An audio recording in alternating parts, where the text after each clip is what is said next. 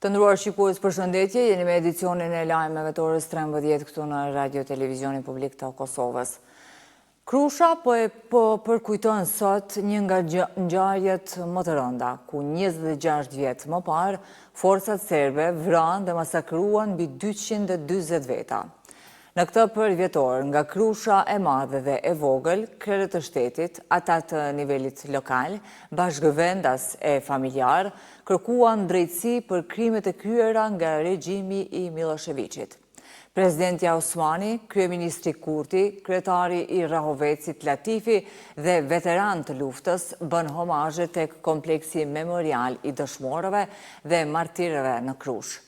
Ata thanë se në këtë vend që mban emrin dhe dhembjen e madhe, jemi bashk për të nderuar kontributin e sakrificën e jashtëzakonshme për Republikën e Kosovës. Sipas tyre, masakrat në Krushë janë dëshmi e një veprimi të organizuar dhe të zbatuar nga Serbia kriminale.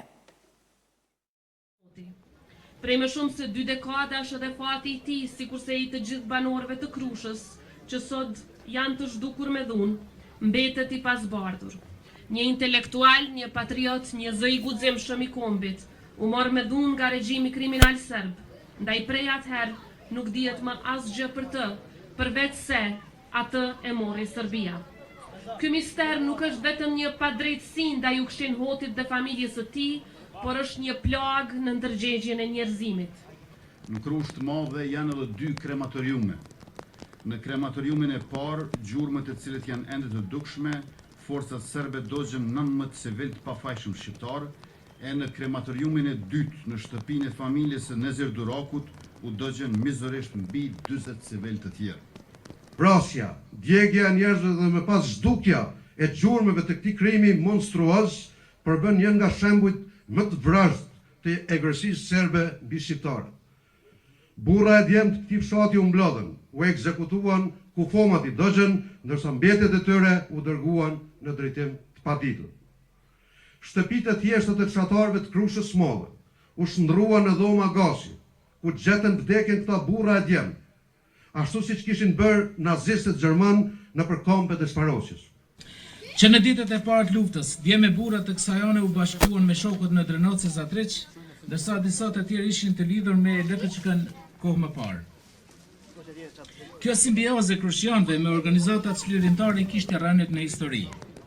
Shumë veprimtarë e kanë hedhur farën e atë dashurisë tek brezat, farë që do të mbijë, rrënjoset dhe do të jap fryte pikërisht me lindjen e UÇK-s.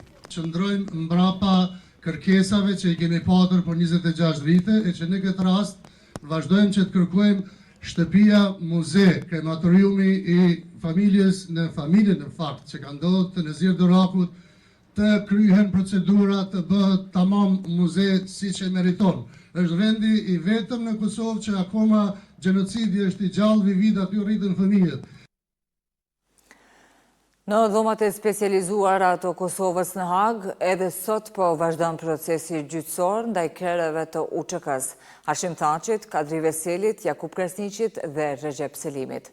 Në ditën e tretë, dëshmin po e vazhdon i sheprori i UÇK-s, Naim Maloku, i cili po pyetet për rrugëtimin dhe aktivitetin për periudhën e luftës në Kosovë.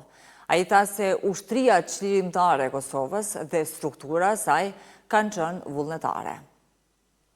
Pra, jo vetëm që ishit ushtar karriere ju, po ishit një figurë e spikatur publike i mirënjohur në Kosovë dhe në rajon për shkak të punës dhe premtarisë tuaj me këtë shoqat. Shumë i njohur, jo vetëm në opinionin kosovar, por edhe me gjerë, edhe në atë ndërkombëtar, jo vetëm sloven, në shtetin ku jetoja une, por edhe me gjerë.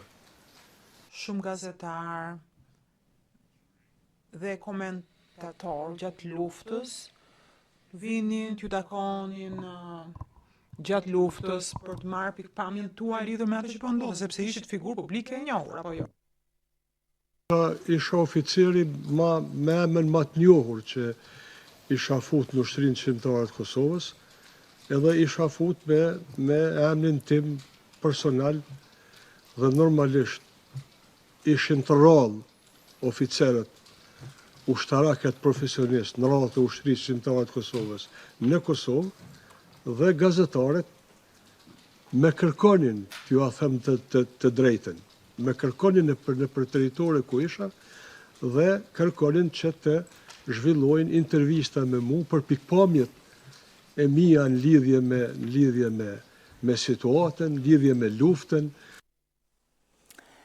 Të premten bëhet ceremonia e certifikimit të rekrutëve të Forcës së Sigurisë së Kosovës. Kjo ceremoni bëhet nga ora 10 në kazermën Skënderbeu në Perizaj. Në këtë ceremoni pritet të marrin pjesë udhëheqës të lartë shtetëror, oficer e nën-oficer të Ministrisë së Mbrojtjes dhe Forcës së Sigurisë së Kosovës, mysafir e familjar të rekrutëve.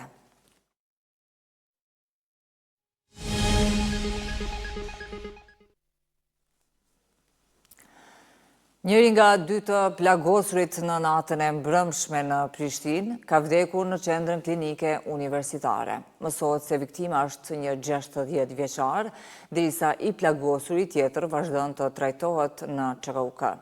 Policia ka dhënë detaje për vrasjen që ndodhi në kryeqytet. Në raportin e policisë thuhet se personat që dyshohet se kanë kryer vrasjen kanë qenë të armatosur dhe të maskuar. Sipas policisë, ngjarja ka ndodhur mbrëm rreth orës 22:30 në rrugën Rustem Hyseni në Prishtinë. Ndërkohë, kryeministri Albin Kurti ka reaguar lidhur me 4 vrasje që ndodhen në 3 ditët e fundit në Kosovë. Ai nga mbledhja e qeverisë u bëri thirrje organeve të rendit, hetuesisë e drejtësisë që t'i trajtojnë me seriozitetin më të lartë shkaqet, rrethanat dhe predispozitat e dorërazve, që të vihet drejtësi dhe të parandalohen raste të tilla në të ardhmen. Ftoj organet e rendit, hetuesisë dhe drejtësisë që të trajtojnë me seriozitetin më të lartë shkaqet, rrethanat dhe predispozitat e dorërazve në mënyrë që edhe të vihet drejtësi, edhe të parandalohen raste të këtilla në të ardhmen. Vrasja është akti më i rëndë që mund t'ja bëjë njeriut, ajo asnjëherë nuk guxon të normalizohet. Vrasja është jo vetëm vrasje e njeriut, por edhe e shoqërisë në të cilën ai njeri bënte pjesë, pra shoqërisë sonë. Gjithë vendi është tronditur e është lënduar nga kjo seri e vrasjeve që duhet të ndalohet, të ndalet, të dënohet. Na duhet natyrisht analizë kujdesshme profesionale, veprim i menjëhershëm institucional dhe reflektim shoqëror që adreson dhunën që kemi parë në këto ditët e fundit. Kjo është thirrje për të gjithë ne, për secilin prej nesh. Edhe për faktin që këto vrasje ndodhen pikërisht në javën kur shënojmë 26 vjetorin e fillimit të fushatës së bombardimeve të NATO-s në Kosovë për ta ndalë gjenocidin e Serbisë dhe përkujtojmë masakrat e njëpasnjëshme të aparatit shtetëror të Serbisë që synonte shfarosjen e popullit shqiptar. Pas vrasjeve të fundit në Kosovë ka reaguar dhe kreu i Partisë Demokratike të Kosovës. Pasiguria ka kapluar vendin, ndërsa një ndjenjë frike dhe pasiguria ka zënë rënë një shoqëri, duke bërë jetën e qytetarëve të rënduar nga ankthi dhe droja për të nesërmen, ka shkruar kreu i Partisë Demokratike të Kosovës. Kjo gjendje, sipas tij, nuk mund të normalizohet dhe shteti duhet të zgjohet dhe institucionet duhet të veprojnë me urgjencë. Krasniqi ka teksuar se kontroll më i rrept i armëve, forcim i rendit dhe drejtësie pa kompromis nuk janë thjesht politika, por çështje jetë dhe vdekje, duke shtuar se Partia Demokratike e Kosovës në legjislaturën e re, pas konsolidimit të institucioneve dhe qeverisë së re, do të iniciojë ndryshimin e kodit penal dhe legjislacionit përkatës për t'i ashpërsuar dënimet për armbajtje pa leje.